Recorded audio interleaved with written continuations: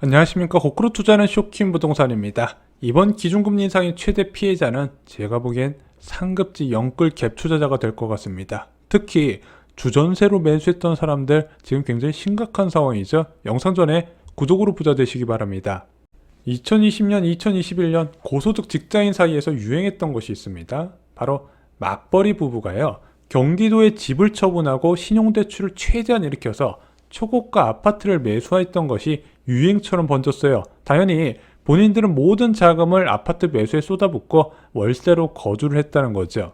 자, 이것은요, 레버리지를 극대화한 거예요. 예를 들어 경기도에 분양받았어요. 4억에 분양받았는데 얘가 8억이 됐네. 이것을 처분하게 됩니다. 그러면은 그 다음 상급지로 옮겨가려고 하면은 솔직히 이게 대출이 많이 안 되다 보니까 자금 부담도 많이 되고 이자도 많이 나가요. 근데 막상 현재 처분한 주택보다 생각보다 많은 높은 상급지로 못 옮겨가거든요. 그래서 생각을 바꿔요. 이 처분한 자금을 신용대출 2억씩 부부가 받아서 4억까지 확보하고 여기에 상급지의 전세보증금 13억까지 포함해서 25억짜리 주택을 매수하는 겁니다.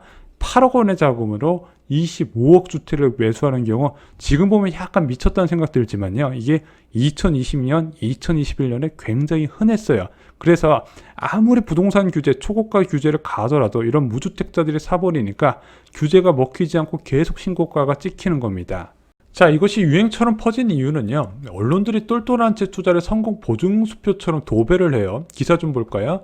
똘똘한 채 열풍, 똘똘한 채 열풍의 서울 아파트 대형 강세, 똘똘한 채 열풍의 서울 초고가 아파트 인기, 거래액만 9,700억 원. 그래서 자꾸 부동산 투자 또는 분양을 받아서 어느 정도 시세 차익을 맛본 사람한테 투자를 좀 더 상급지로 권하는 기사들이 쏟아져 나왔다는 겁니다. 특히 2020년 0.5% 초저금리 상황에서 모든 국민들이 재테크에 눈을 부리키고 있었잖아요. 그 시기에 특히 이런 투자가 많았어요.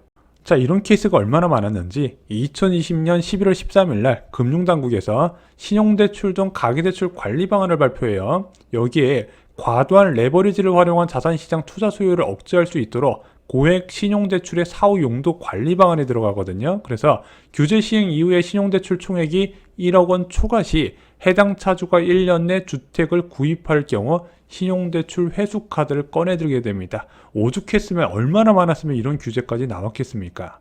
과도한 신용대출이 그 이후에 막히다 보니까 집을 사고 싶은데 못 사는 사람들이 생겨요. 그때 어떤 유혹이 들어온다? 내가 전세 비싸게 들어가 줄 테니까 우리 집 살래? 대신 시세보다 비싸게 사야 돼. 이것을 영끌러들이 잡기 시작합니다. 자, 이것이 흔히 주전세로 불리는 주인 거주 전세 거래입니다. 아까 원래 주택 마련할 때는 내가 갖고 있던 자본에다가 신용대출 포함해서 전세 보증금으로 주택을 매수해야 되는데 신용대출 한도가 줄어들었잖아요. 그 한도가 줄어든 만큼 집주인이 사는 조건으로 전세 보증금을 늘려줘요. 대신 집주인이 공짜로 해주진 않겠죠. 시세보다 2억 비싸게 팔면서 남들보다 비싸게 매수했지만 살 수 있게 되는 겁니다. 이것 때문에 2021년 강남과 서초 지역의 매매 전세가 신고가가 속출합니다. 아까 과정을 보시면 아시잖아요. 집주인이 비싸게 전세를 들어가는 조건으로 매매 시세보다 비싸게 계약해준다. 그래서 이런 주전세 거래 특징은요, 그 지역의 매매, 전세, 신고가를 갱신한다는 뜻도 됩니다. 그래서 이 시기에 계속해서 전세 가격 신고가, 매매 가격 신고가가 나오게 돼요. 그것이 다른 시장에도 큰 영향을 주게 된다는 거죠. 전 집주인이 왜 주전세를 선택했을까요? 왜 내 집 멀쩡한 집 냅두고 스스로 세입자로 들어갔을까요? 이렇게 생각하는 거죠. 나는 9억에 산 집이 27억이 됐어. 오를 만큼 올랐어. 근데 팔고는 싶은데 이 동네는 계속 살고 싶어. 그래서 주전세를 선택한 겁니다. 그래서 작년에 보시면은요, 집값 고점에요, 무주택자 103만 명이 집을 사고요, 유주택자 55만 명이 집을 다 팔았습니다. 2021년 고점에 매수한 주체는 누굴까요? 그때 2030 투자 열풍이 굉장히 거셌죠. 실제 서울 아파트 10채 중 4채는 2030 차지였습니다. 원래는 40대가 주포였는데 이게 2020년부터 주포가 바뀌게 돼요. 부동산 시장에서 이런 이야기가 있습니다. 이제 경기도 외곽 지역이 상승하면 끝물이다.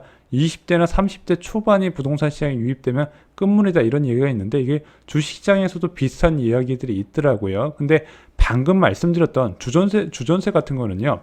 우리가 알만한 대기업 사이에서, 대기업들 사원들 사이에서 굉장히 흔한 사례였어요. 왜냐면 이제 본인들도 부동산에 워낙 관심이 많다 보니까 막 스터디 같은 거 조직해서 이런 투자 방법들을 공유를 했었거든요. 저 이렇게 서초구와 강남 지역 최상급직에 입성한 사람들, 영끌 투자자들 계속 웃을 수 있었어요. 처음에는.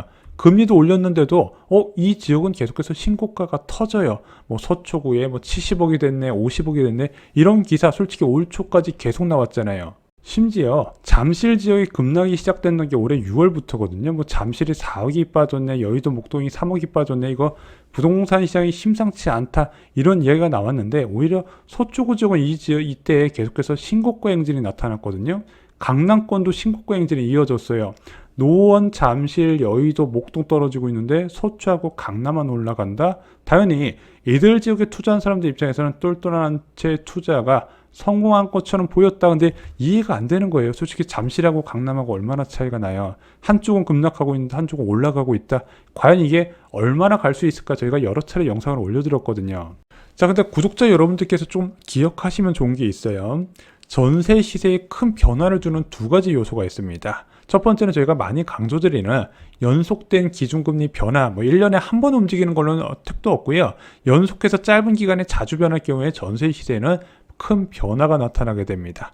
또 하나는 재건축, 재개발, 이주와 입주 관련해서 전세 시세는 물리적인 주택수 증가로 변화가 나타날 수밖에 없다는 거죠. 그럼 아까 그런 주인 전세 말고도요. 어떤 요소로 서초구와 강남구 지역이 집값이 올랐는지 알아야 되잖아요. 금리가 올랐는데. 근데 그건 저희가 말씀드렸죠. 서초 지역에 재건축 이주 수요가 있었다. 그래서 그 이주 수요가 끝나니까 전세값이 변화가 나타났다는 겁니다.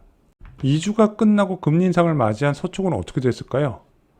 반포자이 전세 시세가 22억까지 갔다가요. 무려 13억까지 뚝 떨어지게 됩니다. 진짜 제가 이걸 치사히 분석을 해드리잖아요. 보통 보름 단위로 분석해드리는데 진짜 2주마다 한 1.5억씩 뚝뚝뚝뚝 계속 떨어지기 시작하는 겁니다. 지금은 12억 5천까지 떨어졌는데 계속 12억 5천대 매물이 쌓이고 있어요. 얼마나 더 떨어질지 아직까지 예상이 안 되고 있습니다. 뒤늦게 금리 인상에 따른 전세값 급락이 발생하는데 그것이 반포자이뿐만 아니라 서초구, 강남구 전역으로 지금 빠르게 확산되고 있어요. 그래서 전세값 하락폭이 뭐 1억, 2억 이 정도가 아니라 뭐 6억, 7억, 8억 이렇게 나타나고 있다는 거죠.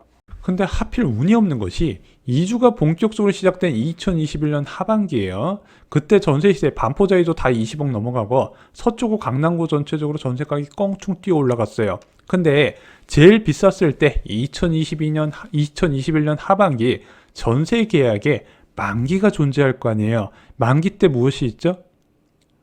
서초구 지역에 레미안 원밸리 들어와요. 2990세대 반포자이 이후에 가장 많은 물량이 들어오게 됩니다. 이때 만기면요. 게임이 끝난 거예요. 투자자는 벗어날 방법이 없어요. 최악의 상황을 맞이한 상급지 영끌 투자자 큰일 났어요. 근데 그나마 다행인 게 나한테 집을 팔았던 현재 세입자는요. 그 집에 오래 살고 싶다고 이야기했어요. 다행히 별일 없겠지 싶었는데 전 집주인이자 세입자가 연락이 와요. 전세 만기됐는데 전세값이 7억 떨어졌네요. 7억 돌려주셔요. 안 그러면 나갈 거예요. 근데 그 영끌 투자자가 돈이 어디 있어요? 돈이 없다고 하니까 바로 경매 절차를 밟아버린다는 거죠. 근데 이것을 막을 방법이 없는 거예요. 전세값 7억을 돌려주면 본인 투자 자금이 하나도 남지 않기 때문이죠. 그래서 이런 비슷한 사연이 올라와서 부동산 커뮤니티의 우스갯소리로 이런 얘기가 나왔어요. 전 집주인이 방검복 입고 집 뺏으러 온다고요. 세입자이자 전 집주인은요, 경매를 집어넣고 그 세입자 전 집주인이 낙찰을 받아요. 그러면은 그 집을 27억에 처분받고 본인이 전세 17억 깔고 있었잖아요. 경매로 19억에 낙찰을 받습니다. 그러면은 본인 집 그대로 살고 있는데 현금 8억만 챙긴 거예요. 이걸 뭐라고 그러죠? 완전 설거지 당했다 그러죠. 자, 솔직히 2020년과 2021년요, 모두가 좀 광기에 차 있을 때긴 맞아요. 뭐, 어떻게든 뭐 주식이든 부동산이든 코인이든 어떻게든 투자했던 시기는 맞는데, 저는 앞으로 좀 집이라는 건 이렇게 접근하셨으면 좋겠습니다. 내가 이 집을 사서 돈을 벌겠다는 게 아니라 나는 이제 정착을 하고 싶다. 가족들을 위한 보금자리를 마련하고 싶다. 이렇게 접근하셨으면 좋겠어요.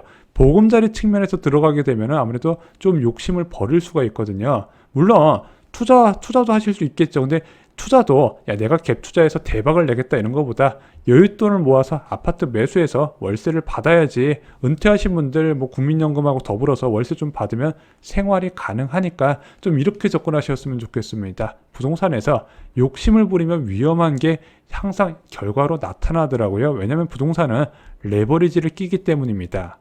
자, 이제 내년부터 본격적인 역전세난 구간에 들어가게 됩니다. 이거 유난히 확산될 곳은 이미 정해져 있어요. 저희 서적 가지고 계신 분들은 아시겠지만요. 2022년 하반기부터 저희가 2024년 초까지 입주 물량 많은 지역을 지역별로 다 정리를 해두었습니다. 그 중에서 이미 2022년 하반기 입주 물량 많은 지역은 초토화가 돼버렸어요. 경기도에서 제일 먼저 마이너스 30% 찍은 지역 보면은 대부분 입주 물량 많은 지역이라는 거죠. 나는 이참에 내 집을 사긴 사야 되는데 더 떨어질까봐 불안하다 싶으시면요, 입주 물량 많은 지역 중심으로 노려보시면 도움이 되실 겁니다. 자, 부동산 시장에서 과욕을 부리면 어떤 결과가 나오는지 좀 안 좋은 예시를 말씀드렸습니다. 근데 내년에 이런 사례, 이런 유사한 사례들이 좀 많이 늘어날 것 같습니다. 이상으로 영상 마치겠습니다. 좋아요, 구독, 공유 꼭 부탁드립니다. 감사합니다.